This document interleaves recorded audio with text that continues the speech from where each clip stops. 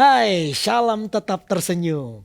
Wah, kita tetap tersenyum karena kita tahu bahwa Tuhan itu selalu menyertai kita. Amin. Tidak ada ketakutan, tidak ada kegelisahan yang melebihi kepercayaan kita kepada Tuhan. Itu yang membuat kita tetap tersenyum.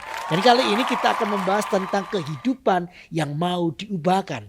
Kenapa ini penting? Karena perubahan itu harus menjadi sebuah dasar kekuatan buat kehidupan kita yang mau bertumbuh di dalam Tuhan.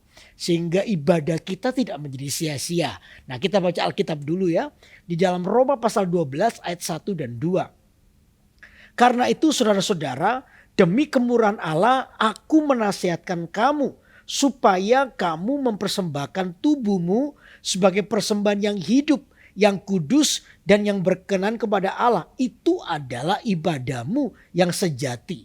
Janganlah kamu menjadi serupa dengan dunia ini, tetapi berubahlah oleh pembaharuan budimu, sehingga kamu dapat membedakan manakah kehendak Allah, apa yang baik, yang berkenan kepada Allah dan yang sempurna. Alkitab berkata bahwa ibadah yang sejati itu adalah perubahan hidup.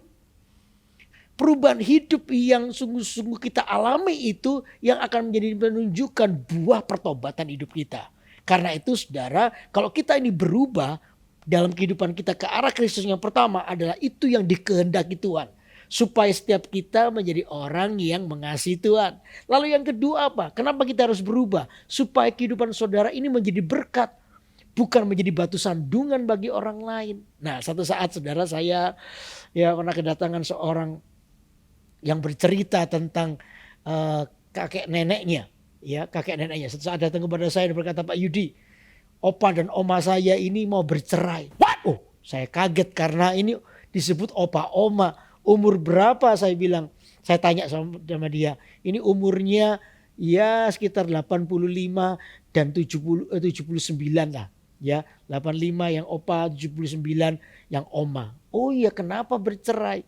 Ya itu nggak tahu. Ya nanti Pak Yudi tanya aja. Akhirnya saya coba ketemu dengan mereka, saudara. Ya, bercerita tentang keadaan mereka. Lalu waktu saya datang ke rumahnya, opanya lagi nonton TV, sudah. Lagi nonton TV, asli nonton TV, lalu cucunya bilang, ini loh Pak Yudi pendeta. Oh ya, duduk. Ini. Lalu omanya dipanggil, oma ini loh pendetanya datang. Omanya duduk di sebelahnya opanya. Tapi duduknya memang satu kursi, tapi yang satu lihat sana, yang satu lihat sana. Jadi mereka saling punggung-punggungan begitu. Saya tanya sama oma opa ini, ada apa? Apa yang bisa saya bantu? Lalu omanya cerita, ini loh Pak Pendeta, suami saya ini, opa ini, dari dulu sejak menikah sampai sekarang hidupnya nggak pernah berubah. Ya, kalau goda saya itu aduh keterlaluan. Saya sudah bilang saya nggak suka, padahal dia sudah banyak dengarkan firman Tuhan, tapi tidak berubah hidupnya. Saya tanya lagi, loh kenapa? Apa sih yang membuat opa dan oma ini mau bercerai? Kenapa? Lalu dia cerita, minggu yang lalu saya ini sakit. Lalu saya minta diantarkan dia ke dokter. Saya ini sudah mau mati rasanya, saya nggak kuat. Akhirnya dia bawa saya ke dokter. Berdua kita, ada satu ketemu dokter, tapi dokternya penuh Pak, antri. Saya antrinya itu puluhan pokoknya. Aduh, suami saya ini dasarnya kalau ngomong itu nggak pernah mikir Pak, suka ceplos begitu aja. Dia bilang begini, ayo Pak pindah, nanti kamu keburu mati. Saya sudah nggak enak. Ya, memang kita ini sudah tua, umur sudah kayak begini, tapi kan jangan dimati-matiin begitu, nggak enak. Akhirnya kita cari dokter lain. Ternyata di satu komplek itu ada dokter yang lain Pak. Kita masuk aja. Tapi suami saya nggak lihat. Opa ini nggak melihat. Ya saya jelas nggak melihat karena kondisinya saya lagi sakit sekali. Ternyata dokter hewan. Dokter hewan. Nggak lihat. Kita masuk aja.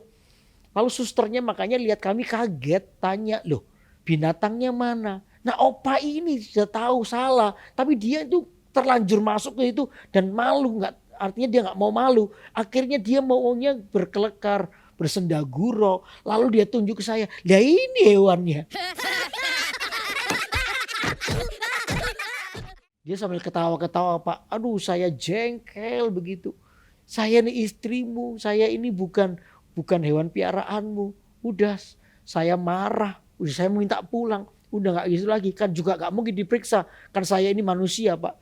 Bukan kupu-kupu atau kerbau. Udah dibawa pulang. Saya di rumah saya marah sekali. Bertengkar sama dia. Gara-gara itu ucapannya itu gak pernah berubah. Udah lama ke gereja dengarkan firman Tuhan. Gak pernah mau berubah. Lalu si opanya bilang begini. Kan saya cuma bersenda gurau. Saya cuma guyonan. Ya tapi kamu dari dulu begitu. Kamu tahu aku nih marah. Gak suka begituin. Kamu tetap begitu terus. Akhirnya bertengkar lagi di depan saya, saudara. Opa oma ini. Akhirnya saya bilang. Sudahlah opa. Kalau oma sudah gak mau begitu. Ya jangan diterusin begitu. Baru saya ngomong begitu. Oma, iya Pak. Dia itu lupa. Saya ini cinta sekali sama dia.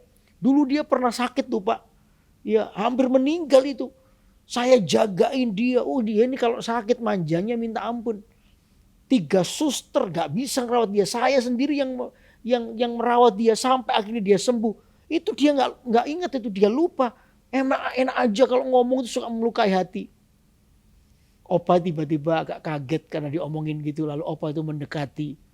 Saya bilang, Oma, Ma, aku nih cuman bersenda gurau. Kamu gak usah marah begitu. Ya tapi kamu bersenda gurau terus-terusan. Ya udah minta maaf. Aku I love you kok sama kamu. Aku cinta kok sama kamu. Lalu si omanya, sungguh kamu cinta apa enggak? Iya cinta.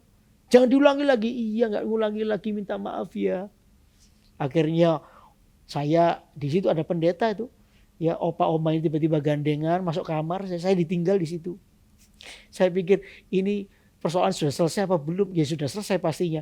Tapi saya belum kasih nasihat, saya belum berdoa, minimal saya melakukan tanggung jawab. Saya sebagai pendeta itu doakan dia, ternyata enggak puli-puli sendiri. Ternyata cuma begitu aja. Saya pulang, lalu saya cuma bilang dalam hati, oh cuman begini ternyata. Orang bisa terluka, enggak jadi berkat karena apa? Tidak mau berubah. Karena itu biar hari ini mari kita ambil keputusan. Biar firman Allah itu mengubah hidup kita. Perubahan itu adalah ibadah yang sejati. Supaya saudara dan saya adalah orang-orang yang mengalami sebuah perubahan di dalam Tuhan. Mari kita tinggalkan karakter yang lama.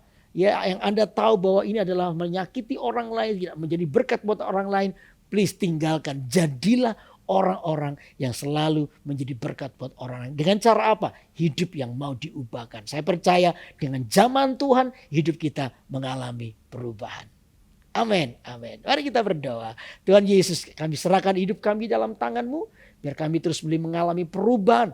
Oleh karena Yesus Kristus yang ada di hati kami. Dan itu yang mengubah kehidupan kami. Kami mau berubah ya Tuhan. Biar firman-Mu itu mengingatkan kami terus. Sehingga apa yang kami lakukan sungguh-sungguh berkenan. Dan sungguh-sungguh menyenangkan hati Tuhan. Terima kasih Bapa. Kami serahkan seluruh kehidupan kami dalam tangan-Mu. Di dalam nama Tuhan Yesus. Yang percaya hidupnya diubahkan oleh Tuhan. Katakan sama-sama. Amin. Tuhan berkati. Selamat berubah.